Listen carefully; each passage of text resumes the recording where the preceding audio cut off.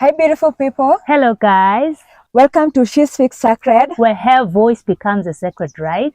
She Speaks. We listen. Spirit moves. I'm Wambui Mukunda. And I am Zanele. And today we are talking about something that affects mostly women. And that's about womb monitoring. We have so many monitors. You know, the way we have spiritual monitors, we also have womb monitors. Where if you choose to be child-free, it's a problem. If you are childless, it's a problem. If you choose to have one child, it's a problem. If you choose to have 10 kids, it's also a problem. And this has affected so many women in so many ways, especially those that we categorize in the childless aspect and also child-free. Maybe I can start with the definition to differentiate the two, so that as we continue this discussion, you're able to understand where we are coming from with this discussion. So for child-free are people that choose not to have kids. They have the capability to have kids, but they choose not to have, both men and women. Childless, it's someone who is not able to conceive or to have children. So it also applies to both men and women. So there's one aspect where there's a choice. There's another aspect where there's no choice for that. And in our community, because we are speaking about African culture, through our ancestors, this didn't happen much where we had people child-free. There was a very small percentage of that. Yeah. This is because most of the things were done communal. So bringing up kids, it was communal. Deciding in scenarios where someone was childless, there were solutions to that we'll also be discussing in this topic. So currently, there's been so much talk happening about child-free. And there are so many causes that are coming up on that, and especially traumas that people are going through in their upbringing, the economic status at the moment where it's so difficult to bring children to this world, because it's so, taking care of yourself is becoming such a hard aspect. Yeah, so imagine now bringing kids into that. You're already struggling as an individual, and then you bring other people into it.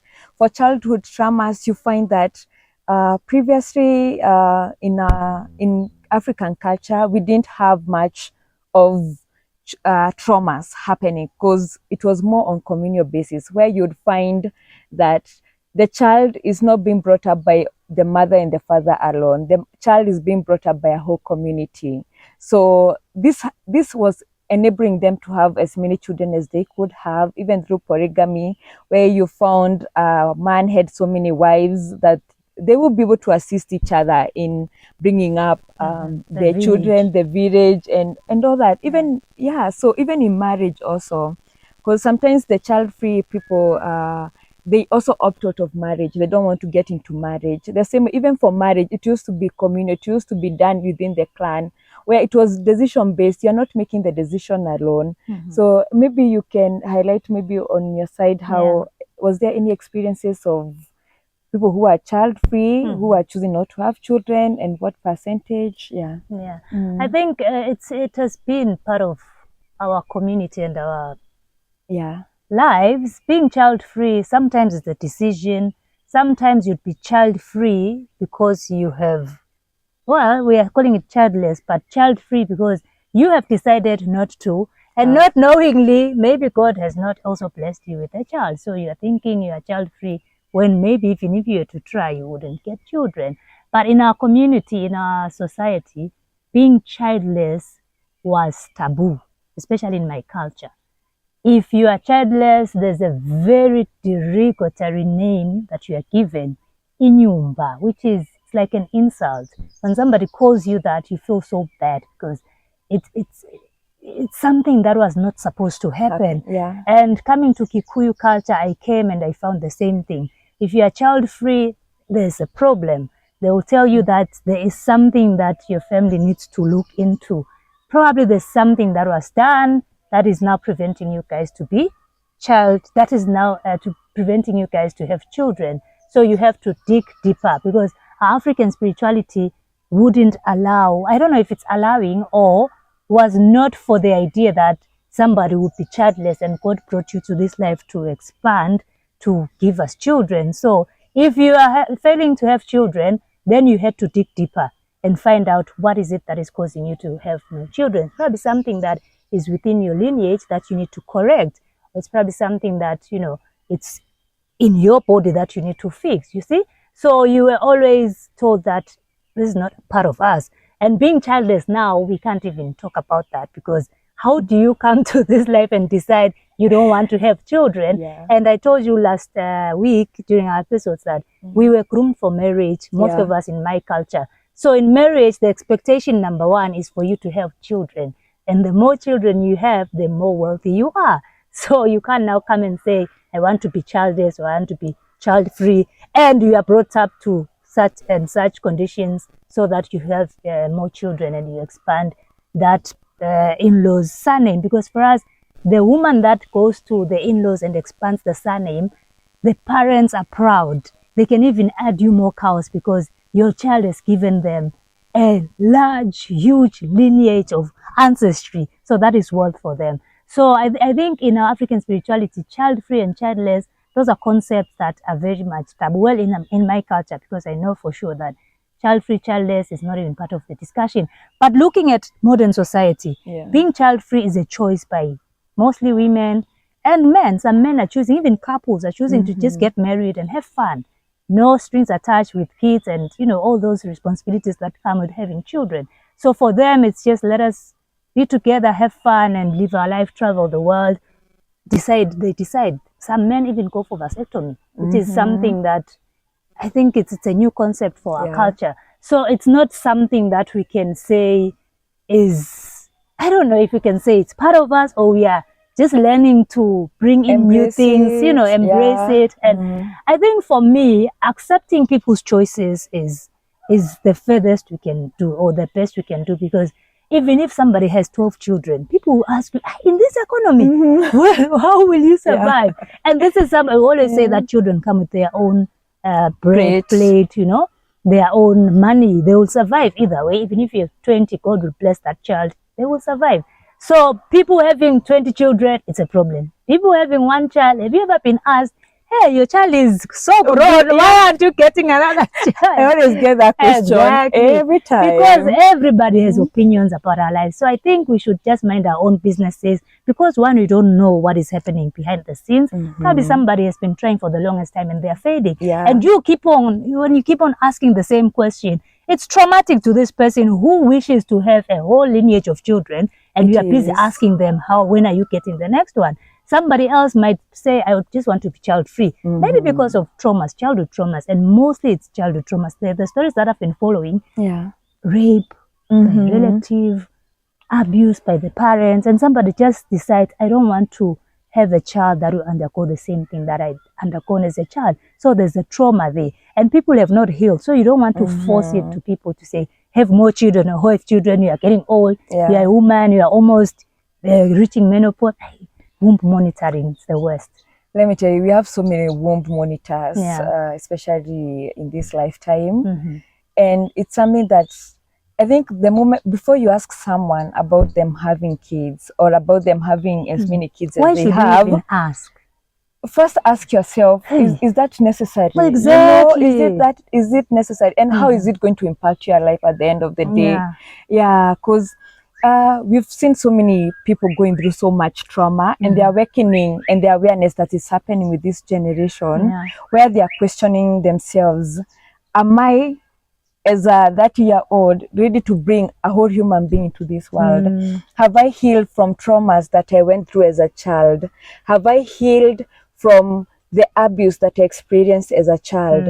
I think with the trauma that has been happening, previously we didn't have this in the society, where there was rape, where there was abuse, either physical, emotional, from parents, because it was, as you said, more communal.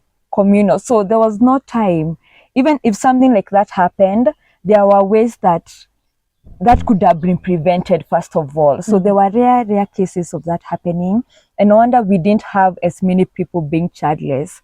Even for the men, maybe that didn't have the ability to sire kids, their age mates, the people that, especially in our culture, in the Kikuyu culture, so if you are circumcised with a few other men, one of them would help you in siring the kids so that your generation can continue. The same way with the women, if you're not able to conceive a child, you would look for a second, a third, and a fourth wife, as many as you want, for them to be able to help you in bringing the kids into this world. And these kids, you check them as yours. They do not belong to them mostly, they belong to you because they are being brought to help you bring kids into this world and continue with their generation. I think with the therapy that's happening, people are going through a lot of therapy right now because of the traumas that they have been experiencing. And the awakening that's happening, I don't think we should be able to be judging anybody that chooses not to have kids. That's their life. And those struggling to have kids, and those maybe got one, they are struggling. Those that got two, and that they said enough is enough. You know, or one and enough. Yeah, and enough. So let's be more patient with people. Let us stop monitoring people's womb. Let us continue to embrace a society where people are able to live how they're supposed to live. There was someone who was saying that the child-free community is so loud on social media.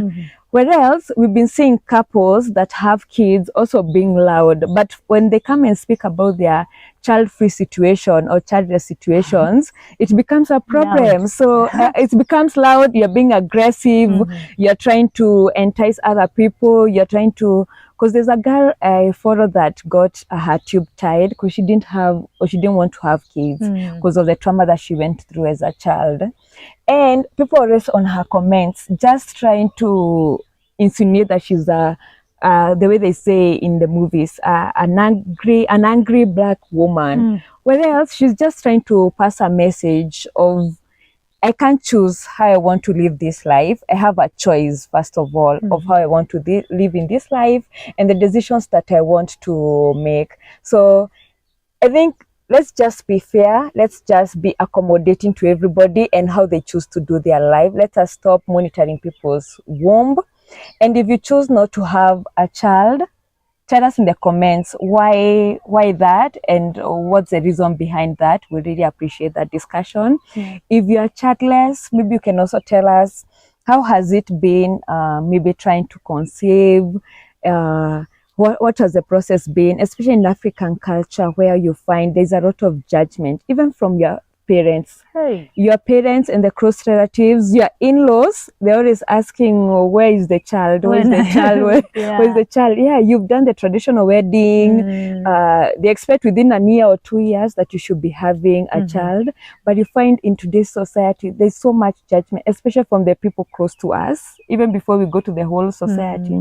The people close to us, our siblings, our parents, our in-laws, and that affects people even mentally. I think people should be able to understand and have an open conversation about these situations because they're happening and they'll continue to happen with the way things are going in the society. There's a lot of toxicity, especially in our families. You find people not going home, especially for the holidays, especially when December, the Christmas holidays are coming. A lot of TikTok videos, the kind of questions that you're about to be asked. Why are you not married yet? Where are the children? You know, where's your husband?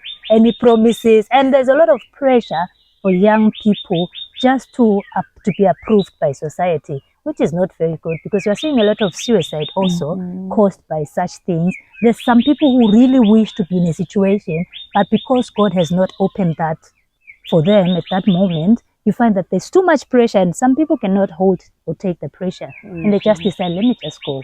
And that is even more trouble for a family because in your lineage now you have suicide, you have a lot of things to deal with. So we need to be very considerate. Sometimes it's choices, sometimes it's not. Let us mind our own businesses. I mean, just drink your water. If you want to ask that question, just drink your water and shut up. Because I mean, how does it help you? It doesn't help you in any way, and it's not going to help this next person. The next thing, the person will not want to talk to you because you're just too much into their business. Guys, let us know what you go through if you have been through such a situation, and if you are those people who are so nosy, it's time for you to shut up. It's enough now. Now that we have spoken, they listen. Yes, and the spirit will move, please. Guys, we'll see you in the next one. Please like, share, comment, and subscribe. Bye.